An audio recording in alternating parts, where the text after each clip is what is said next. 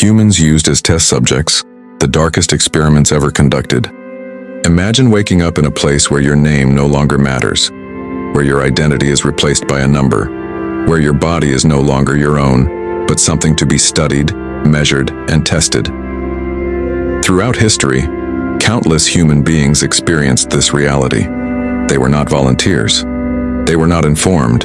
They were used as test subjects in some of the darkest experiments ever conducted.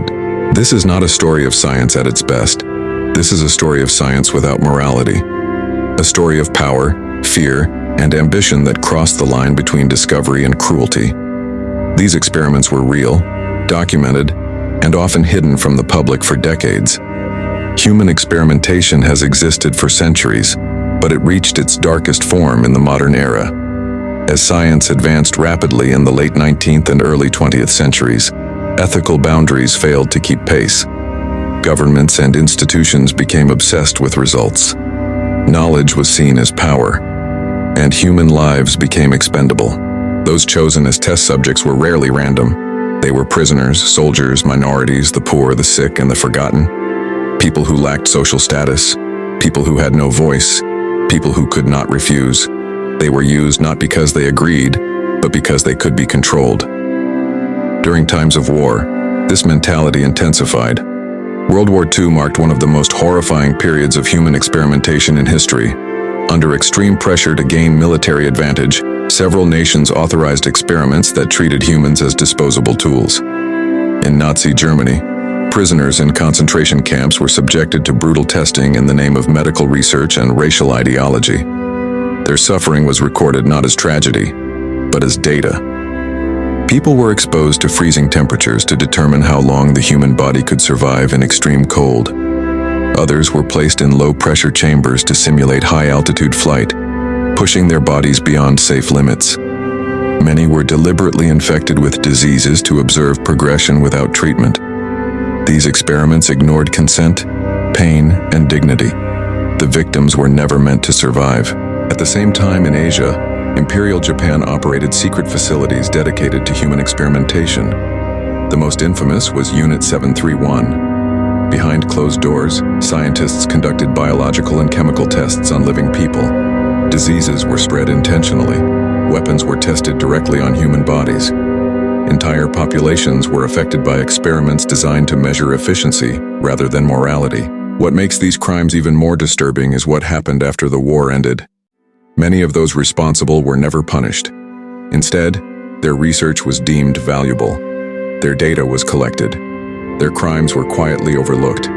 The world moved on, while the victims were left without justice. But human experimentation was not limited to wartime enemies or authoritarian regimes. In the decades that followed, democratic nations also conducted secret experiments on their own citizens. Under the cover of national security and scientific progress, governments authorized research that violated basic human rights. One of the most well-known examples is the MK-Ultra program in the United States. This classified project aimed to explore mind control and behavioral manipulation. Individuals were exposed to psychoactive substances, psychological stress, and sensory deprivation, often without their knowledge. Some subjects were told they were participating in harmless studies. Others were given no explanation at all. The consequences were severe. Many participants suffered long-term psychological damage. Some lost trust in reality itself. Families were left confused, unable to understand sudden changes in behavior. For years, the program remained hidden. When documents were finally released, much of the evidence had already been destroyed.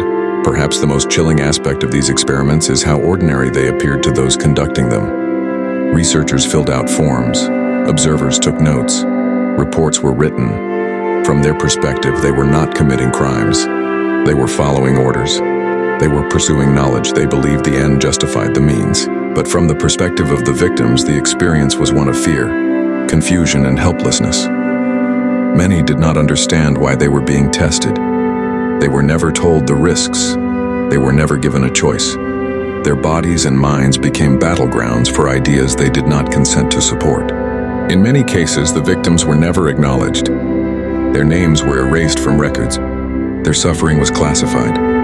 Their stories were excluded from textbooks. History moved forward, built partly on knowledge gained through their pain, while they remained invisible. Over time, public awareness began to grow. Journalists uncovered classified programs. Survivors came forward. Documents were declassified. Slowly, the truth emerged. The world was forced to confront the reality that progress had come at an unacceptable cost. As a response to these revelations, international ethical standards were developed. The Nuremberg Code established the principle of voluntary consent. Later guidelines emphasized transparency, accountability, and the protection of human subjects. These rules now form the foundation of modern research ethics. But these safeguards exist because of past failures. They are reminders of what happens when science operates without conscience. They exist because human beings were once treated as expendable material. Today, we live in an era of advanced technology, genetic research, and artificial intelligence. The potential for discovery is greater than ever. But so is the responsibility. The history of human experimentation forces us to ask difficult questions. Who decides what is acceptable? Who bears the risk? And whose lives are considered valuable? When humans are reduced to test subjects, society loses something essential.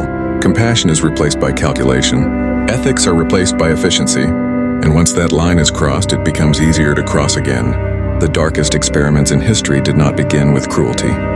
They began with justification, with fear, with urgency, with the belief that certain lives mattered less than others.